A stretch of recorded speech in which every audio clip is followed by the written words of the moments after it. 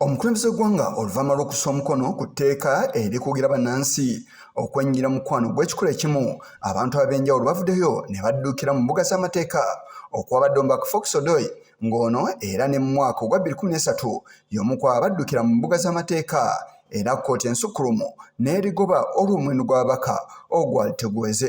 Ono teyabadde yekka, kwabaddeko Andrew Mwenda, Professor Sylvia Tamale, Solomon Nakawes n'abalala ng'abamu ku bo era baalabikako mu kakiiko ak'ebyamateeka ka Paalamenti nga bawakanya etteeka lino bwe lyali libagibwa. Abalala abavuddeyo ku tteeka lino kuliko omukulembeze w'eggwanga erya America Joe Biden nga ono mu kiwandiiko ky'afulumizza ategeezezza ng'etteeka lino bwe lirinnyirira eddembe ly'obuntu si mu Uganda mokka wabula ne mu nsi yonna.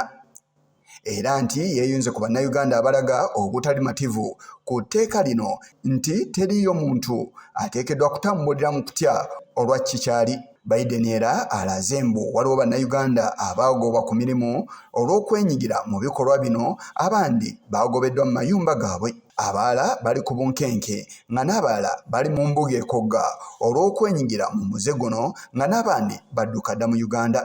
Ono era ategeezza nti waliwo n'abakozi b'eggwanga erya America abali mu Uganda obulamu bwabwe nga buli mu matigga awamu ne banywanyi baabwe be bakolagana nabo ng'eggwanga erya America. Ono era alagidde akakiiko ak'ebyokwerinda ak'eggwanga erya America okwetegereza oba nga basobola okugenda mu maaso n'enkolagana awamu n'eggwanga erya Uganda mu bintu eby'enjawulo omuli ebyobulamu naddala mu kulwanyisa mukenenya mu nkola eya US President's Emergency Plans for AIDS Relief PEPFAR n'obuyambi obulala.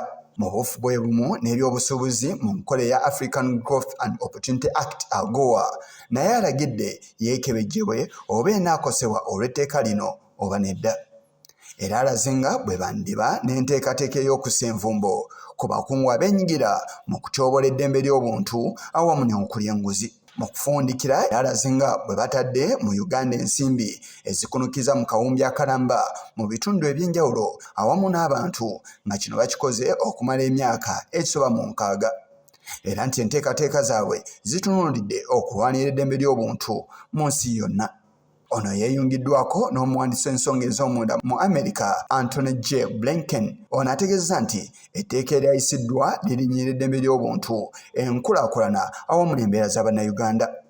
Blinken ategeezza nti Uganda okulemererwa okutaasa eddembe ly'abasiyazi kikolwa ekirinyirira eddembe mu nsi yonna era kissa ku bunkenke bannayuganda n'okutyobola ekifaananyi kya Uganda eri bamusigansimbi, abalambuzi awamu n'abanoonyi b'obubudamu. Blinken asabye gavumenti ya Uganda obutassa mu nkola tteeka lino. Ono era ayanukudde ebiragiro bya mukama we Joe Biden n'asuubiza nga bwe bagenda okutondawo enkola mwe bagenda okuwagirira abasiyazi mu Uganda ssaako n'okwekennenya abakungu ba gavumenti ya Uganda abali emabega w'okulinnyira eddembe ly'obuntu lino. Ono era alagidde ekitongole ekivunaanyizibwa ku kuyingira n'okufuluma kw'abantu mu ggwanga erya America okwetegereza entambula z'Abamerika era n'okussa obukwakkulizo ku visa z'abakungu ba Uganda abalinnyirira eddembe ly'obuntu naddala eri abasiyazi. Abamu ku abo abaakoseddwa dda mu kirangiro kino mwe muli omukubiriza w'olukiiko lw'eggwanga olukulu Anita Among. Mu mbeera y'emu n'akolera ekitongole ekivunaanyizibwa mu kulwanyisa mukenenya mu nsi yonna ekya UNAIDS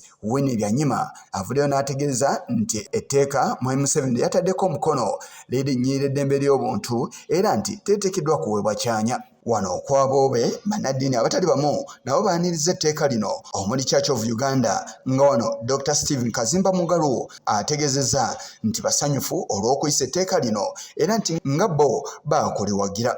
Waliwo ne bannayuganda abategese okutambula okw'emirembe nga balaga obuwagizi ssaako n'okwebaza omukulembeze w'eggwanga Mwami Yoweri Kaguta Museveni okussa omukono ku tteeka lino awamu n'omukubiriza w'olukiiko lw'eggwanga olukulu olw'ekyo kye baakola.